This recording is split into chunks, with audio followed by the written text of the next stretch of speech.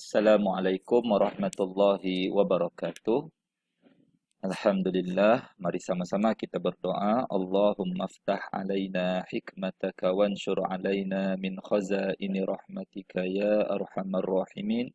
Rabbi shrah li sadri wa yassir li amri wahlul 'uqdatam min lisani yafqahu qawli. Walhamdulillahi rabbil alamin. Baiklah murid-murid, pada hari ini kita akan sambung lagi mata pelajaran pendidikan Islam. Kali ini kita akan teruskan dengan bidang sirah. Baik, sudah tonton video tadi. Agak-agaknya apa yang sedang berlaku tadi? Jika dilihat dalam situasi itu, apa yang menarik perhatian kita ialah begitu ramainya orang.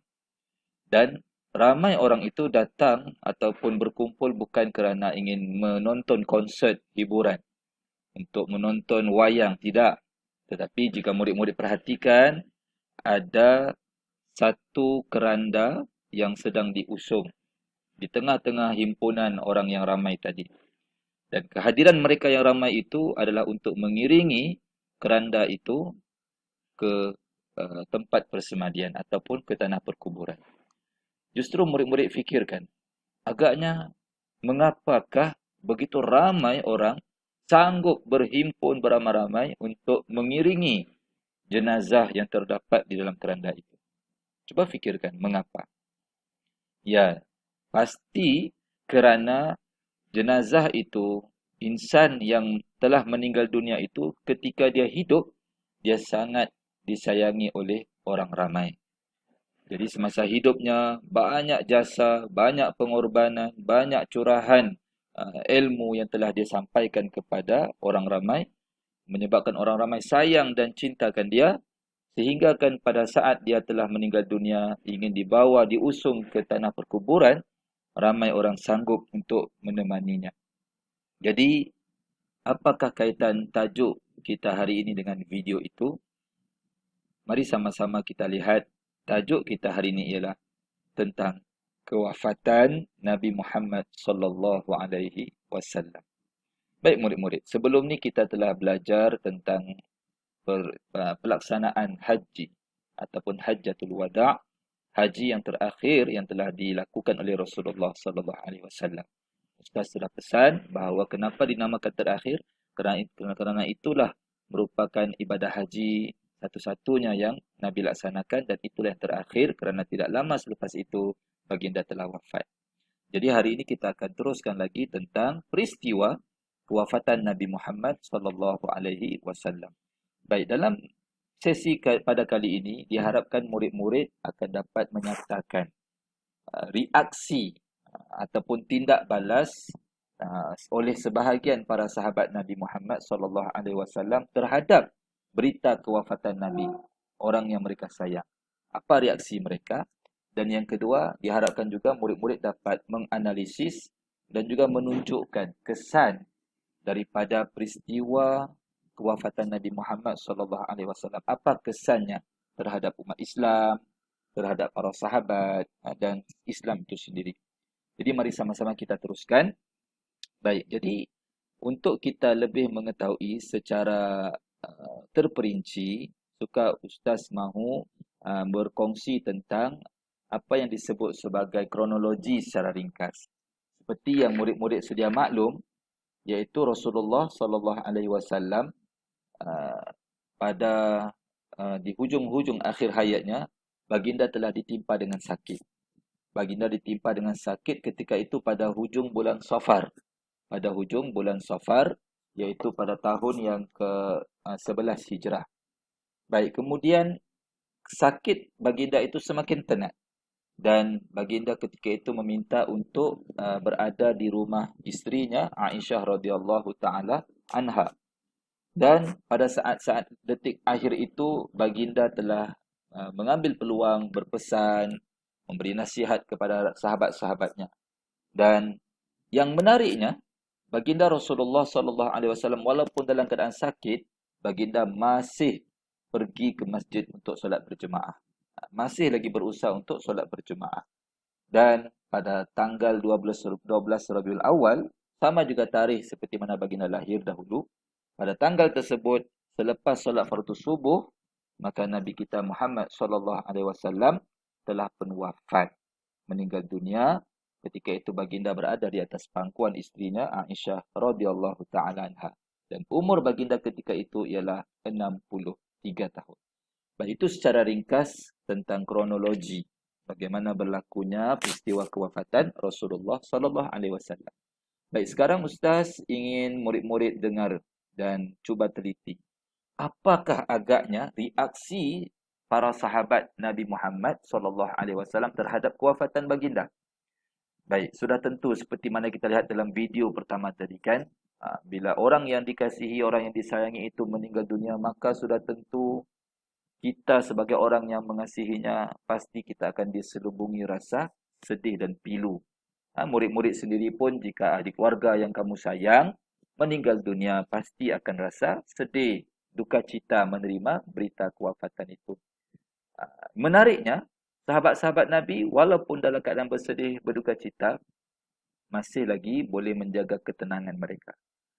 Dan ada satu reaksi yang menarik juga di sini ialah kita boleh dapati ada seorang sahabat Nabi sallallahu alaihi wasallam yang bernama Umar Al-Khattab radhiyallahu taala anhu. Sahabat yang sangat rapat dengan baginda. Beliau apabila mendengar berita kewafatan Rasulullah, beliau terperanjat, terkejut.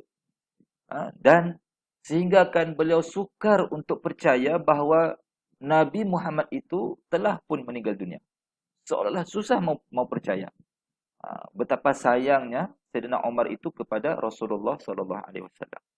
Namun begitu sahabat baginda juga yang lain yang juga rapat dengan baginda bernama Abu Bakar As-Siddiq radhiyallahu taala anhu telah menenangkan perasaan beliau dan sahabat-sahabat baginda yang lain. Dan ketika itu Sayyidina Abu Bakar telah membacakan satu potongan ayat daripada surah Ali Imran, iaitu ayat yang ke-144. Ayat tersebut boleh ditemui di sini. Ayat itu ada di sini yang bermaksud barang siapa yang menyembah Muhammad, sesungguhnya Muhammad telah wafat. Dan barang siapa menyembah Allah, sesungguhnya Allah Maha Hidup. Jadi bila dibacakan ayat tersebut, maka Sayyidina Umar dan sebahagian sahabat-sahabat yang rasa terkejut tadi itu mula bertenang. Mula yakin semula bahawa ya, Nabi Muhammad yang kami sayang, yang mereka sayang itu juga manusia biasa yang akan meninggalkan dunia ini. Nabi Muhammad hanyalah pesuruh Allah, utusan daripada Allah untuk menyampaikan ajaran Islam. Namun yang akan hidup kekal abadi, yang sentiasa kekal tidak akan mati hanyalah Allah Subhanahu wa taala. Jadi Allah sahaja yang berhak untuk kita sembah. Jadi ketika itu sahabat-sahabat Nabi pun mula bertenang dan boleh menerima kenyataan bahawa Nabi Muhammad sallallahu alaihi wasallam telah pun wafat atau meninggal dunia.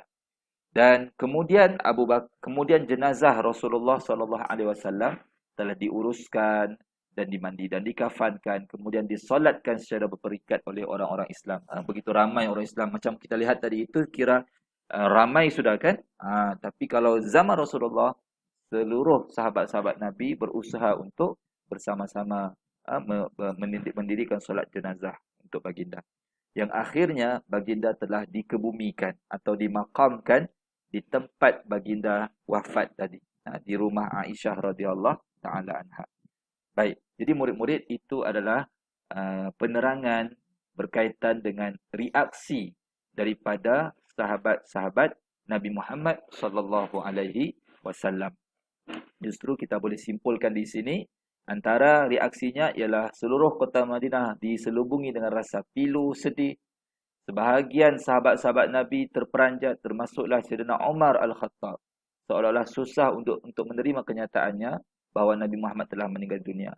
Namun begitu, yang ketiganya Abu Bakar As-Siddiq radhiyallahu taala anhu telah menenangkan mereka dengan membacakan ayat 144 daripada surah Ali Imran tadi, dan barulah keadaan kembali tenang. Baiklah murid-murid, insya-Allah seterusnya kita akan masuk bahagian yang terakhir. Pada kali ini ialah kita akan melihat pula apakah kesan yang timbul daripada peristiwa kewafatan Nabi Muhammad sallallahu alaihi wasallam. Baik, jika kita lihat dalam perbualan di antara ustazah dengan anak-anak muridnya di sini, kita boleh simpulkan di sini pada yang warna merah, teks yang berwarna merah ni. Kita analisis di sini. Baik, daripada peristiwa kewafatan Rasulullah sallallahu alaihi wasallam, apa yang berlaku? Keimanan mereka, iaitu sahabat-sahabat, terhadap Allah yang Maha Kekal dan Nabi Muhammad sebagai pesuruh Allah semakin kukuh. Maka para sahabat lebih yakin bahawa Allah saja yang kekal abadi. Tiada manusia yang kekal. Hatta dia seorang Nabi pun akan meninggal dunia. Jadi keimanan mereka semakin kuat. Kemudian umat Islam juga terus berpegang teguh kepada Al-Quran dan Sunnah. As-Sunnah ini merujuk kepada ajaran Nabi kita Muhammad sallallahu alaihi wasallam. Nabi kita telah wafat, tetapi baginda telah meninggalkan kepada kita rujukan yang penting, iaitu Quran dan juga Sunnah. Kemudian mereka umat Islam ni bersatu hati. Walaupun Nabi kita telah meninggal ketika itu, mereka telah bersatu hati dan semakin mengukuhkan lagi strategi dakwah untuk menyampaikan dan menyebarkan ajaran Islam. Dan seterusnya, setelah wafatnya Nabi sebagai pemimpin, maka tiada sudah pemimpin. Maka apa yang perlu dilakukan? Perlu melantik pemimpin yang baru. Jadi bagaimana cara melantiknya? Caranya ialah mereka melakukan sistem syura. Syura ni maksudnya bermesyuarat. Bermesyuarat orang-orang yang tertentu, bermesyuarat memilih seorang wakil ataupun seorang individu yang layak untuk dijadikan sebagai pemimpin menggantikan Rasulullah sallallahu alaihi wasallam, dan orang yang dipilih ialah Abu Bakar As-Siddiq radhiyallahu taala anhu, yang dalam peristiwa tadi itu beliaulah orang yang sangat tenang menghadapi berita kematian Rasulullah sallallahu alaihi wasallam. Dan pengganti ini dinamakan sebagai khalifah, sebagai khalifah. Jadi murid-murid, sampai di sini sahaja penerangan Ustaz berkaitan dengan kesan terhadap peristiwa ini. Maka aktiviti yang murid-murid perlu lakukan selepas ini ialah aktiviti yang disebut sebagai pair, think and share. Baik, pair bermaksud berpasangan, think, fikir dan share, kongsikan. Jadi di sini Ustaz telah senaraikan beberapa pasangan murid daripada Nam Chong dan juga Nam Xiao. Jadi berdasarkan senarai nama ni, Ustaz hendak setiap murid yang telah dipasang-pasangkan ini, kamu semua perlu berkomunikasi di antara satu sama lain menggunakan WhatsApp ke, Facebook dan seumpamanya, dan cuba jawab soalan yang akan Ustaz sediakan bersama-sama. Maksudnya contoh Atisha dan Dayana. Jadi baiklah, jadi Atisha, Dayana, kedua-duanya perlu ambil ujian tersebut ataupun menjawab latihan tersebut. Atisha jawab, Dayana pun jawab masing-masing. Kemudian Ustaz akan gabungkan jumlah markah masing-masing. Maka jumlah markah itu akan menjadi ukuran kepada pasangan mana yang paling bagus hasilnya. Baik, jadi Ustaz harap murid-murid faham.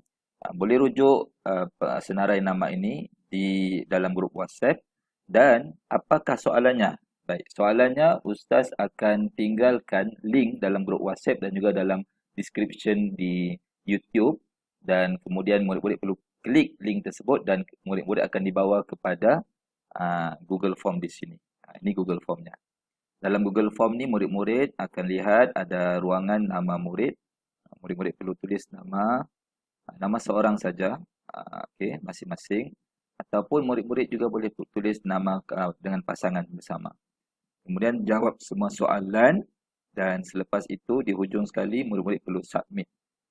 Dan automatik markah akan sampai kepada Ustaz. Jangan bimbang. Jadi murid-murid tak perlu share hasil keputusan jawapan masing-masing. Okey, dan hasilnya nanti keputusannya akan Ustaz umumkan dalam grup WhatsApp. Baik, jadi sampai sini sahaja. Semoga berjaya dan selamat bekerja sama. Assalamualaikum warahmatullahi wabarakatuh. Subhanakallahumma wa bihamdika asyhadu an la ilaha illa anta wa astaghfiruka wa atubu ilaik.